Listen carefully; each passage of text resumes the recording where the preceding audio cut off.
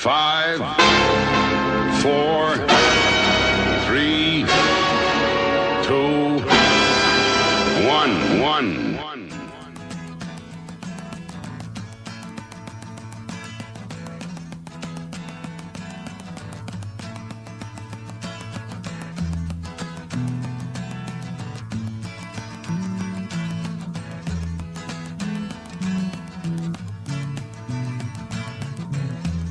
Leaves are falling all around. Time I was on my way. Thanks to you, I'm much obliged for such a pleasant stay.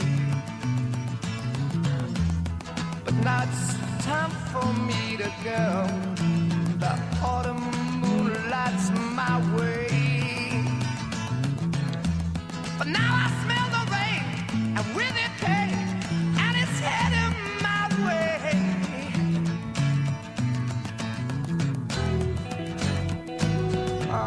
Sometimes I grow so tired, but I know about one thing I got to do. I ramble on, and now the time is now. Sing my song, I'm going round the world, I gotta find my girl on my way. I've been this way 10 years to the day. Ramble on, I found the queen of all my dreams. Got no time for spreading news. The time has come to be gone. And though our health we drank 1,000 times, it's time to ramble on.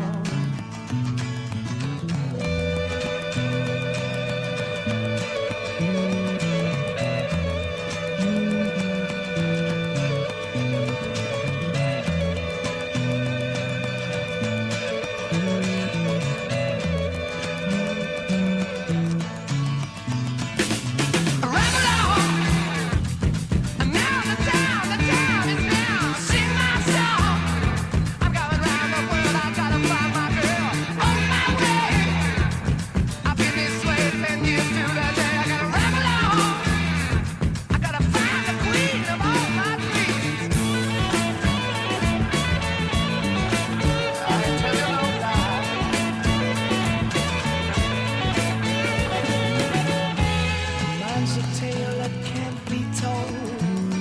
My freedom I hold dear. How years ago, in days of old, when magic filled the air, just in the darkest depths of Mordor, I met a girl so fair. But Gollum, the evil one, crept up and slipped away with her, yeah. I ain't nothing I can do now. I guess I'll keep on rambling. I'm gonna sing myself. I gotta find my baby. I'm gonna ramble on, sing my song, gonna work my way around the world, ramble on, yeah. Do my baby, ramble on, baby. Do. I can't stop this feeling in my heart. Every time I think I got to fall. I gotta keep searching for my baby. I gotta keep searching for my baby.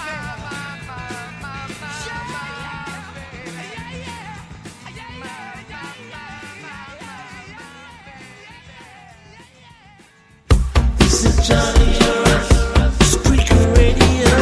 This is Johnny Spreaker Radio. This is Johnny Spreaker Radio. This is Johnny Spreaker Radio. This is Johnny Spreaker Radio. This is Johnny Spreaker Radio. This is Johnny This is Johnny Spreaker Radio.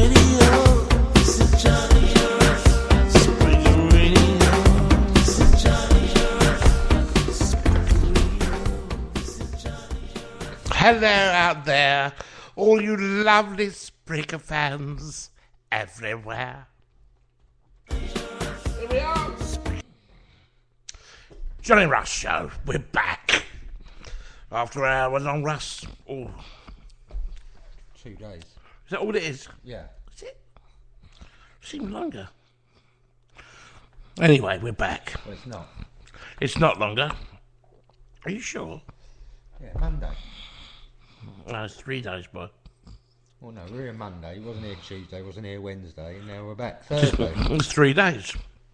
We were here Monday, so it's 2 days since we've been on air. Ah, but yes, it's, okay, all right. Yeah. But it's the third day. It's Tuesday. Oh, fuck, who cares? Hello, everybody out there. So, there's been a lot of developments since we've been gone. Which is probably our most interesting case, which is Jimmy the Nonce. Jimmy the Nonce, boys and girls. It's Jimmy the Nonce. So they've all come forward now, Russ, haven't they? Well, I don't know, did you see that No, program I last night? missed it, didn't I? I saw it. Well, what's the... Well, if I learn one thing from it, I learned that he liked having fingers put up his anus. Oh, I'm sure that was a bit of information we really needed to know. No, well, we didn't, but she told us anyway. One of the girls told us anyway. Oh, and she did it for him. Yeah, And how old was she? 14. He made her do it. Well, she done it because What? she was vulnerable because he went to Fuck off. he went to No. yeah, you don't understand, John. He's what they call he groomed girls. Girls of 14, if they meet somebody who's on the telly, they're already in trouble. He went to a school with girls who have been without being in trouble and things like that. And it was a well-known fact. Everybody knew about it now, it seems. BBC producers, With the DJs. the DJs knew about it. Paul Gambaccini knew about it. Paul Gambaccini probably got involved in it. Well, no, because he don't like women, does he? No. Sam. He's a classic. He's a paedophile. He's a classic paedophile who groomed them. Yeah. He did. He groomed them, and girls at 13, 14, 15-year-old girls, maybe not 15 so much, but 13, 14 girls are very impressionable. Especially people who are on the telly, drive around in Rolls Royces and E-type Jags. They're in a fucking school in the middle of nowhere where they're not allowed out, and he comes on in his Rolls Royce and takes them out, takes them to the top of the pops, takes them to Clunk Click, which was the forerunner for you folks out there. It was the forerunner of Jim Will Fix It. It's called Clunk Click. Right. Takes them to there, And and says, they said two of them said, well, I thought this was, this is what I had to do for him to take me to the show and to do what he done. 14 years of age, they don't, you don't know. You've got no idea about sex. I'm sorry. You think you have, but you don't know. Maybe today's girls have, but you're talking about 1973. Sex wasn't so out there. no. You didn't have the Tinternet where they can look at it and stuff like that if they choose. He's got no defence. He's got no defence at all. No, he's dead. Well, yeah, he's dead, but he wouldn't have no defence if he was alive.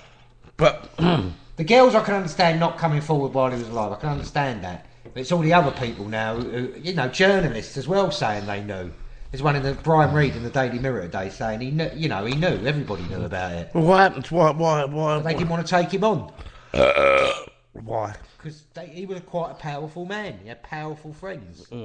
He was friends with the fucking, he was friends with all prime ministers. And he was friends with Prince Charles and Lady Diana and the royals. And he, and the girls said, he did force himself on them. And he was quite a big bloke. He was an ex-wrestler. Yeah. and he was too powerful for a 14-year-old girl. Put it that way. Oh yeah. And you had a BBC producer who was on there who said I was just new to it. He turned up to a dinner with a 12-year-old girl. Made no bones about it. He said he pulled her at Top of the Pops. He said Top of the Pops was his hunting ground. Made no bones about it. And then the next day the bloke phoned him and he was in bed in the hotel with the girl. He put the girl on the phone to talk to him, talk to the producer, and the bloke said to him, well, you know, why didn't you do something? He said, I was scared of him. I was scared of him. I'd only just started at the BBC. I didn't want to, you know, he was a big shot at the BBC. And he was a big man. And he said, I'm not saying he would have killed me, but he would have thumped me if I grasped him up. And I don't think they would, you know, I don't think... Basically, what's happened is the BBC are not coming out of this very well at all. No. Because they're coming out like they knew and they covered it up big time. And it's, you know... And from what I can gather, the place to go when you wanted to pull fucking underage girls in the early 70s, mate, was the BBC fucking TV centre. They were fucking all at it. But Him and Gary Glitter. do you think Gary Glitter was at it then? Yeah, but he said he was. Him and Jimmy abused the bird in the dressing room. Well, then Glitter was at it. Yeah.